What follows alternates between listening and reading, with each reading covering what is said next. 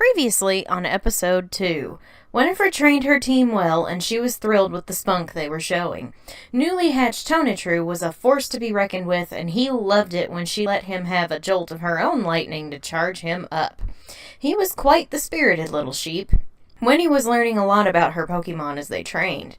Nim was her little firecracker, as he was always ready to fight anything that moved, but he also liked sitting on her lap when he got tired. She really liked her Rattata, despite the bad memories it brought up when she thought about the names children called her when she was a kid. He actually made her feel a little better about herself. Gaia was the rock of the team, and not just because of her typing. She encouraged everyone to do their best, even her trainer. She helped her teammates work on their moves by being their punching bag since her defensive stats were so high.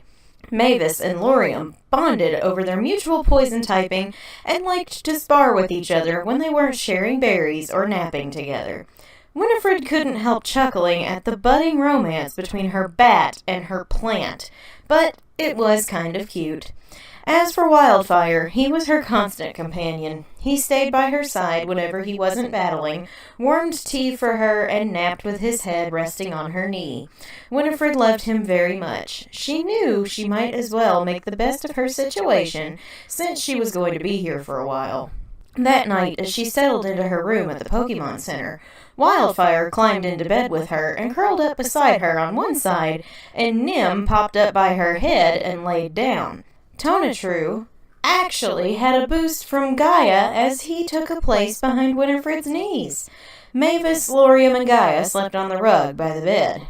Winifred didn't mind it when Cobbler slept with her, but 3 Pokemon was almost too much. If she didn't sleep well, this would have to change. She slept like the dead. The next day, she entered Violet City Gym and was shot upwards by means of a strange lift. She let Tonitru and Gaia lay waste to the gym trainers as she realized this was a flying-type gym. When she approached the gym leader, his cocky air rubbed Winifred the wrong way immediately. "I take it you're after my badge?" he asked, and before she could open her mouth, he held up a hand. No need to answer, it was rhetorical. You and your Pokemon clearly do not respect the majesty of the flying type, coming in here and flinging rocks and lightning bolts. I, Faulkner, will show you that my flying type Pokemon are stronger than your type advantages. I'll have your badge and but a few moves, Winifred told him. Go, Pidgey! Gaia, bring pain to this Pidgey. Pidgey used Sand Attack, lowering Gaia's accuracy, causing her to miss Rock Throw. Winifred had her try again as Pidgey used Tackle, tickling the Geodude. Gaia hit her mark that time and knocked out the tiny bird. Pidgeotto was the last opponent, and it smacked Gaia with Gust, causing very little damage to the Rock type, but it disoriented her enough to miss Rock Throw.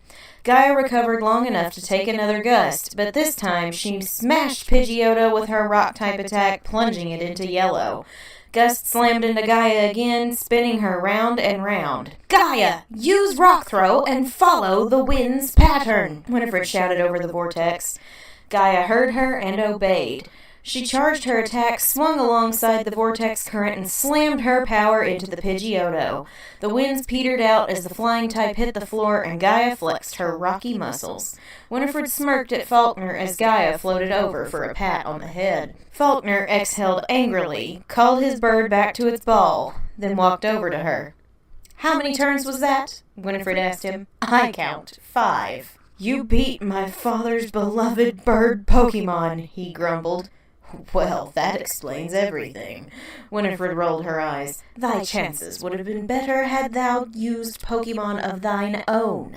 Borrowing does not build a proper relationship. After all, my Gaia here took down both of your Pokemon by herself, because she trained hard under my guidance. Perhaps you should consider the same thing for your gym." I never thought of it like that," he admitted, then held out his hand. "The Zephyr badge is yours." Winifred took her first gym badge in the Johto region and pinned it to her cloak. 7 to go. "You taught me a thing or two today, miss. I'm pleased to have battled you." "Farewell, then," Winifred said, not wanting to speak with this brat any longer. She took the lift down and exited the gym, only to get a call from Professor Elm, saying they wanted the egg she had fetched for him to go with her. She met up with the professor's assistant and took possession of the egg. As she left, she could feel someone watching her from a distance and spotted a young woman in a kimono. They made eye contact, and the young woman smiled at her, then gave a nod before walking away. "That was most odd," Winifred said, then went to place the egg in the meadow for now with Arachne and Trickster. She set off for the next route, where she received the HM for Rock Smash. She walked down to a place called the Ruins of Elf, where she felt mysterious power charge her magic. Winifred spent a look, then went downwards and met a fisherman who gave her a fishing rod. She hiked back to the ruins and decided to catch a Magikarp here, which she named Pirano. She knew what he could become. It took until sundown for her to reach the Pokemon Center outside of a cave where she rested for the night. 3 Pokemon on the rug, and 3 in the bed with her. The next day, she ventured into Union Cave, where she caught a Sandshrew named, what else, Sandy. She came out the other side and caught Banta the Hoppip, then proceeded towards Azalea Town when something caught her ear. She ducked behind a tree as she heard someone berating a terrified man. When she peeked to see who was causing the ruckus, she gasped upon seeing the big red R on the man's chest. "So, Team Rocket really is back," she muttered. "I only guessed when Chikorita went missing, but my intuition was spot on." The man ran off, but an elderly man came running after the rocket grunt and chased him into a well. She heard a painful yelp moments later. "Well, that sounded unpleasant, but this is not my problem." Wildfire tugged at her skirt and pointed at the well. "Wildfire, what is it?" He babbled for a moment, pointing vehemently at the well. "You want me to go in there and fight those goons?" He nodded. "Oh, very well. At least it will be good training for the lot of you." She begrudgingly made her way into the depths of what was called Slowpoke Well. The old man who had chased the Team Rocket grunt had fallen unconscious after falling from the ladder. She checked on him later. She laid waste to the Team Rocket grunts in her way, her team fighting with all they had. She noticed there were Slowpokes all over the place, missing their tails. The grunts had been cutting them off to sell. Once the grunts had been defeated, Winifred walked up to a young man in a Team Rocket uniform who looked like he might pull out a knife and stab someone at any moment. Normally, she'd like someone like this, but her Cyndaquil was burning up at the sight of him. The young man looked down at the Pokemon and smirked. "So, you found a new trainer, have you, Cyndaquil?" he asked, and Wildfire's flames grew stronger. "Oh, come now. Surely you've forgiven me for abandoning you." "You were his trainer?" Winifred inquired. "For a long time, but he did not like how I trained my Pokemon. He especially didn't like it when I joined this organization, so I left him in New Barktown." "How needlessly cruel," Winifred commented. "Wildfire has been nothing but loyal and kind since I chose him to be my partner." "That is his weakness," huffed the young man. "I, Proton, will prove it." "No, it is his strength, and we will show you," Winifred said. "Zubat, take down this pitiful fire type. Wildfire, get them." Wildfire ran into the fight. Ember attack! His flames seared the bat, who retaliated with a leech-like attack that barely tickled. This caught Proton's attention. Wildfire used Ember again and knocked out his opponent. Coughing was the second Pokemon that came into battle. Winifred knew these things had a habit of exploding, so she switched Wildfire out for Gaia. Wildfire didn't want to leave battle, but he listened to Winifred. Gaia avoided the poison gas attack, then hit Coughing with Rock Throw. She dodged again and hit with Rock Throw, took a tackle attack, then finished it off. Proton was shocked at the strength of his opponent and how well the Cyndaquil fought. "Cyndaquil, forgive me. I'm impressed by your power. You have grown strong," he said. "What say you come back to me?" Wildfire spat an ember at him, then walked over to Winifred's side and planted his feet. "He has no time for a mere peasant like thee. Now, you need to leave these Slowpoke alone," Winifred said, "or we will fight until you stop breathing. This isn't over. You won the battle, but I assure you the war is only beginning," he growled, then made a run for it. Winifred looked down at her Cyndaquil, who was still flaming mad. She knelt down and stroked his head gently. She calmed him enough for his flames to go out, and he hugged her legs. She rubbed his back as the old man came stumbling in. "Did you drive out Team Rocket?" he asked her. "We did," Winifred replied. "Remarkable. A mere child taking on such villains. Haven't seen anything like that since... He trailed off. Anyway, what is your name? Winifred, sir, she replied. Well, Winifred, my name is Kurt. I'm a Pokeball maker and the caretaker of this well. I thank you for stopping those lunatics from harming the Slowpoke further. Their tails fall off once a year to grow new, stronger ones, but cutting them off just because they grow back does not mean the poor dears don't feel pain. For saving them, I'll be happy to take any apricorns you give me and make Pokeballs for you any time, he explained, and Winifred took him up on his offer. Wildfire was still fuming from his encounter with the man who turned out to be his former trainer. Winifred took him to work out some of his aggression in the grass nearby. He fought wild Pokemon for hours to get his anger out, Winifred cheering him on the entire time. He hadn't stopped thinking about the day Proton left him behind since his abandonment. It's why he was trying so hard to get close to Winifred. Yet, Wildfire saw the look in her eyes and felt something he had in a very long time. The love of a trainer. He heard her commands, he listened when she spoke to him kindly, and she pet him every time he walked over to her. Maybe, just maybe, with Winifred he could become the best Pokemon he could be. As he thought about these things, he started to glow.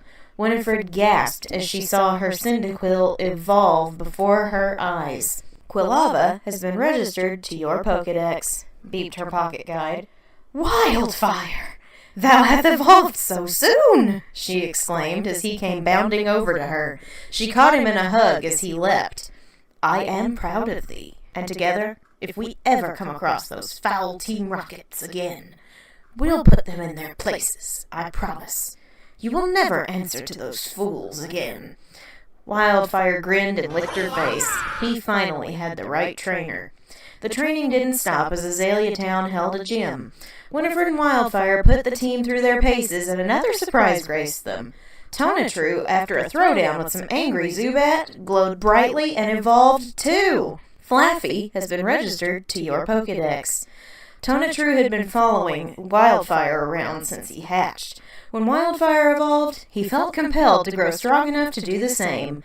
Winifred was proud of not only the pair of them, but all of her Pokemon. She knew things were looking bright as she slept in the Pokemon Center, in a much more cramped bed with 2 evolved Pokemon and 1 Nim on her pillow. And now... Okay. Oh yeah. Turn that down in your headphones. You gonna go deaf. Alright. What's up, guys? It's Casey Zugelman, a.k.a. the fourth Sanderson sister, coming at you with another Hocus Pokemon episode of Black Flame Gaming. Been watching my frame rate with the hot tonight. We're back on... Oh, I fixed the chat! Yay! I did the right thing in Stream Elements! Okay, so, there is no bad news, apparently. I was like, so the bad news is, we can't fix the chat on the screen. But I fixed the chat on the screen! I'm so happy! We're back on, OBS, because Streamlabs has been the big one. Can't hear me. Odd that you can't hear me. Oh, you think the music's too loud? Okay, yeah, it's possible. How's that? Whoops. Music's loud. Alright. How's that? I toned it down. I think the last time we used this, it was a while ago.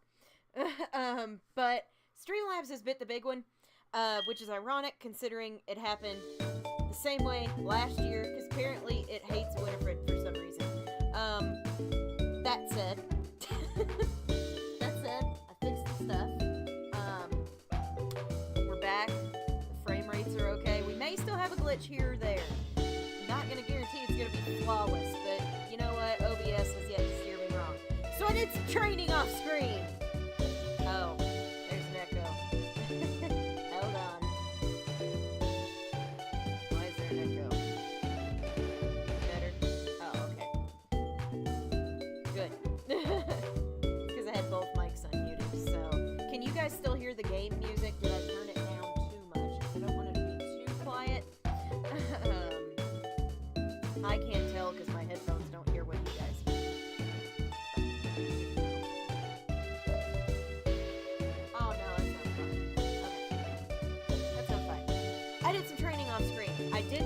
pop-up off screen because it was during the daytime and I could actually catch something. I continued our lemon lime soda trend. I looked up. Music's loud again.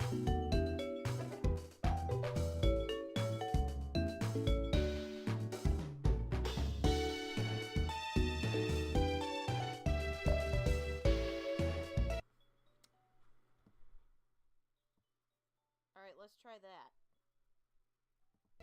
Tell me if that's better.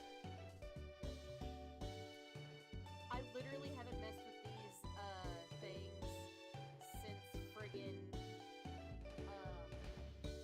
Soul Silver. That was the last time we were on here.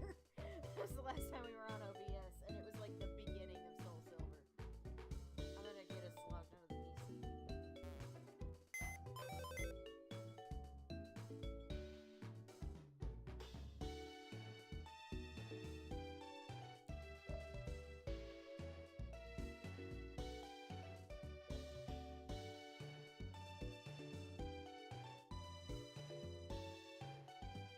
Well, my mic is cranked up as high as I can get it, guys, so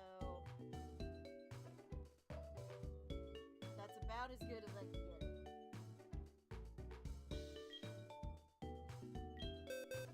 I'm listening on my phone to see if...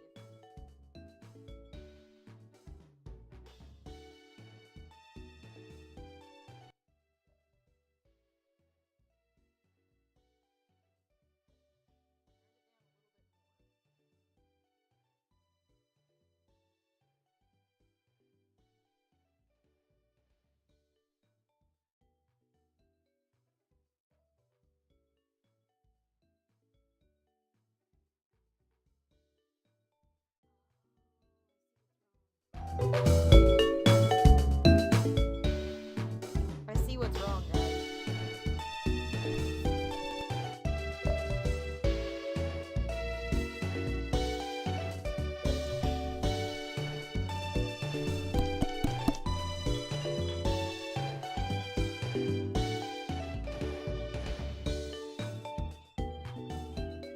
Let me see.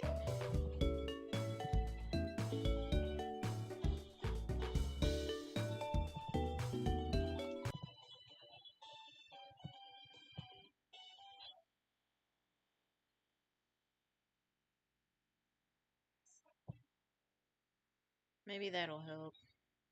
I'm sorry, this is stuff I'm glad you guys are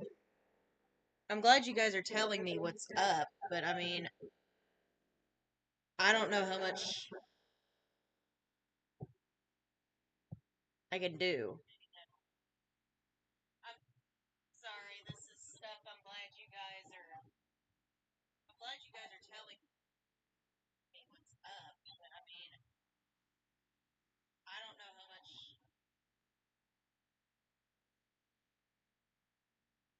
I can do.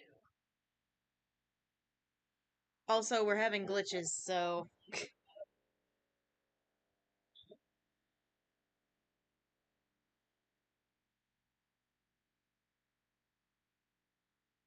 okay. That's gonna have to work. Okay. Alright.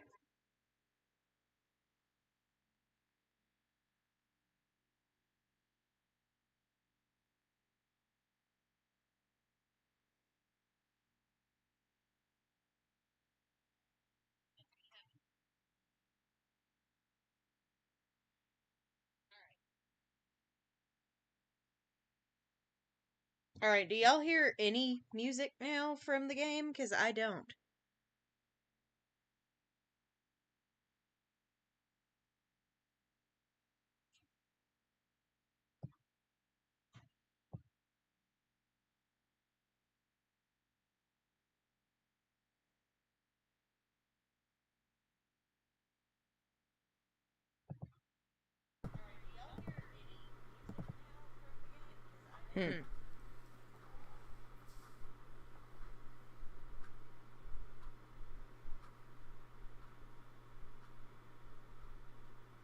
No music. Cool.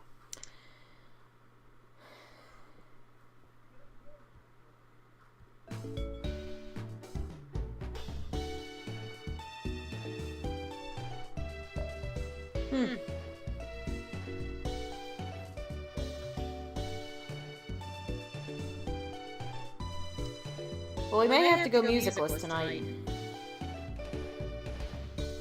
Because I screwed with something. I screwed with something.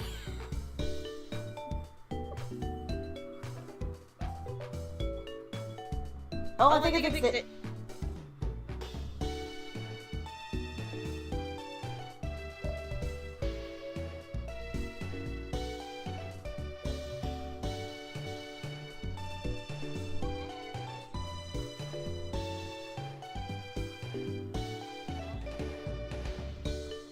There we go.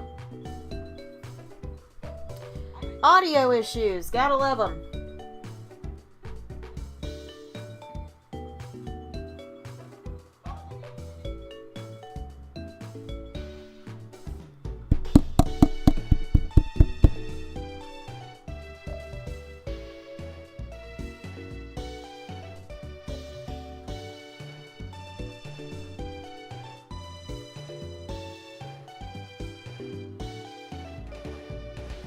Huzzah! Alright, I was listening for it on my phone. Everything sounds right now. We're good! I'm not screwing with anything next week. Haha, but we're dropping frames now.